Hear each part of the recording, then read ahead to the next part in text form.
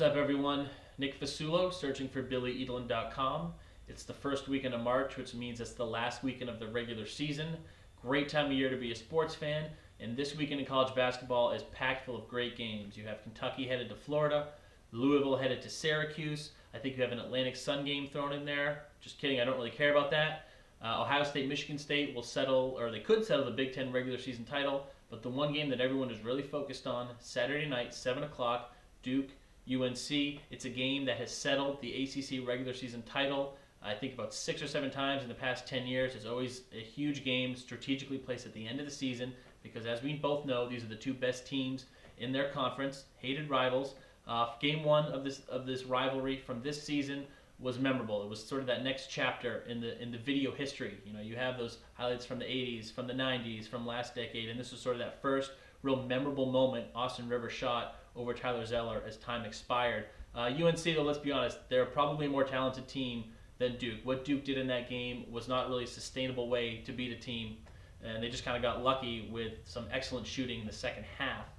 So what does that mean? UNC is probably very ticked off. No way do they want to lose to their hated rival twice in a season where they were the preseason national championship, or preseason #1 national championship contender.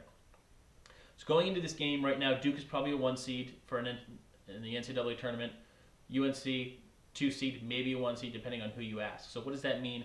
I think that Duke, if they lose this game, they still are in position to get a #1 seed in the NCAA tournament. That being said, they probably will have to win the ACC conference tournament to do so, but it doesn't, immediately pull them out of #1 seed consideration. Whereas UNC, if they do lose this game, considering that they're a 2 seed now, I don't think that they could get back up into a 1 seed position if they lose at Duke. And heck, they don't want to do that. They have beaten Duke 4 of the last 6 times at Cameron Indoor. Duke has lost 2 games there this season. Certainly not a very difficult task for them to do.